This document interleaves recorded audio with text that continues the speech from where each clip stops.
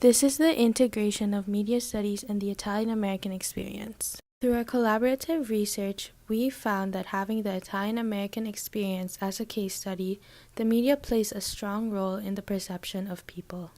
Going back to Italy after the unification, the government's goals were to achieve a new renaissance by having Italy united as one.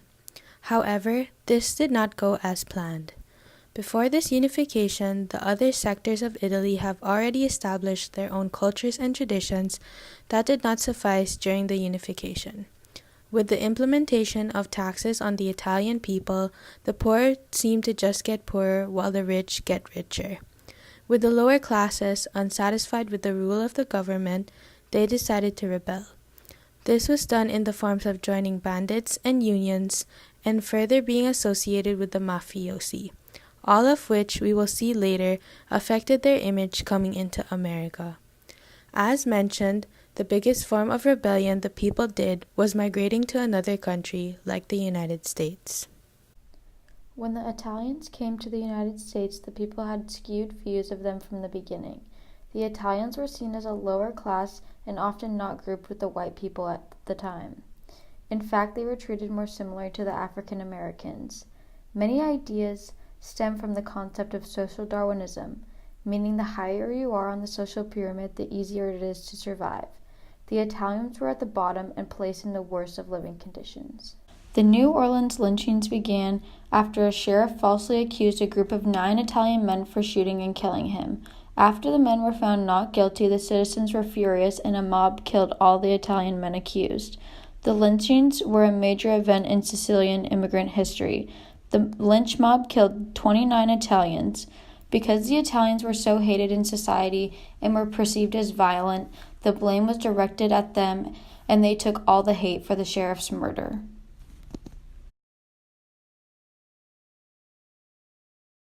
In this cartoon, the Italian immigrants are portrayed as rats and have words like mafia and socialist written on their hats and scarves.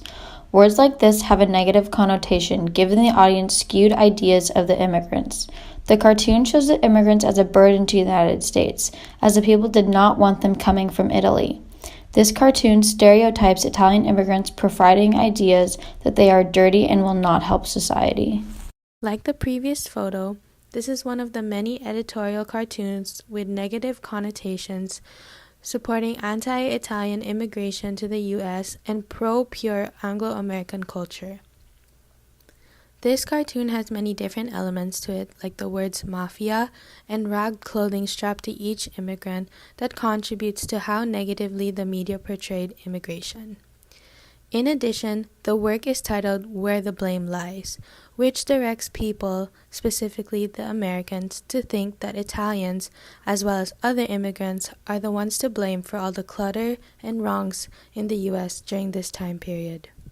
And now I'll be going over how Italians are portrayed through film and TV. They are majorly portrayed through 3 different lights, those being gangsters, tricksters, and fessos. First, I will be talking about gangsters. This can be seen through the movies Little Caesar in 1931, The Public Enemy also in 1931, and Scarface from 1932. Little Caesar's main character, Rico Bendello, joins an Italian gang in Chicago, eventually taking it over and becoming the gang leader. Throughout the movie, Bendello is immersed in a life of violence and crime. The next movie, The Public Enemy, centers around the main character of Tom Powers, again being associated in the gang life. This movie has roots in the gang life of Al Capone, a very famous Italian gang leader. The last movie, Scarface, is centered around Tony Camonte, again immersed in a life of violence and crime, killing many to get what he wants, including gang leader positions. This movie also is heavily centered in the life of Al Capone. The stereotype of gangsters in film have the notion of working hard and outmaneuvering their competition, but they revert to the most sinful means to achieve the most revolting of ends, this being violence, murder, and crime. And here is a clip from the movie Scarface 1932 depicting Camonte and his gang members in a fight with another gang. Hello, please. I can't hear what you say. That's O'Hara's mom.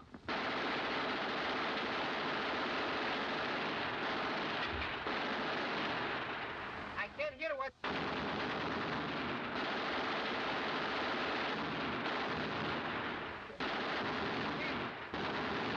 I can't hear what you...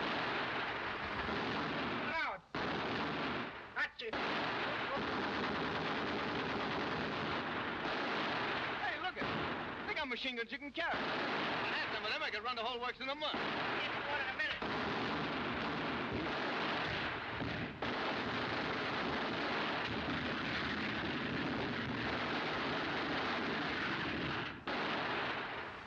Little boy. The next Italian stereotype I'll be going over is a stereotype of Italians as tricksters. This can be seen through the movie Duck Soup in 1933 and A Night of the Opera in 1935. The trickster stereotype is not only subjected to Italians, nor was it only around during the 1930s. However, it was the subjugation of Italians that promoted it entirely. The characters are perceived as manipulative, selfish, disloyal, and unintelligent, even changing jobs frequently and lying in order to succeed. In Duck Soup from 1933, the main character Ciccolini switches sides during a war only to switch back, and many other scenes perceiving them as tricksters. The next movie, A Night at the Opera, is a sequel of the first, including the Marx Brothers tricking and manipulating people in order to get what they want, mostly being money. Give me a number from 1 to 10. 11. Right. Now I ask you one. What is it? Has a trunk, but no key. Weighs 2,000 pounds and lives in a circus. That's irrelevant. Irrelevant? Hey, that's the answer. There's a whole lot of relevance in a circus. That sort of testimony we can eliminate. That's fine. I'll take some. You'll take what? Eliminate. A nice cold glass of lemonade. Hey, boss, I'm going to good. Yeah. Gentlemen, Ciccolini here may talk like an idiot and look like an idiot, but don't let that fool you. He really is an idiot. Finally, I will be talking about how Italians are portrayed as fessos. Fessos literally translates to the word fool, and they are portrayed as ignorant to reality and dumb. This can be seen through the movie The Gay Divorcee from 1934 and Top Hat from 1935. The films developed the fessos as poorly spoken and arrogant as well. The main characters, Tonetti and Bedini, constantly reference themselves in the third person while repeatedly mispronouncing words and continually answering questions in an incohesive manner. The movie The Gay Divorcee and Top Hat have both main characters and supporting characters that are Italian and are perceived as what one would call fessos. Overall, they are both mocked for their idiocy, and supporting characters take advantage of their stupidity and manipulate them in order to get what they want. See, she's going to have a young friend visit her, and I suspect there's something in the air. You know Madge and her matchmaking proclivities. Well, is she expecting me for a weekend or a wedding? Well, can't tell. You know how wives are. No, I don't. How are they? Wives? Through our research, we found how influential the media can be on people, especially in the ways we perceive other groups.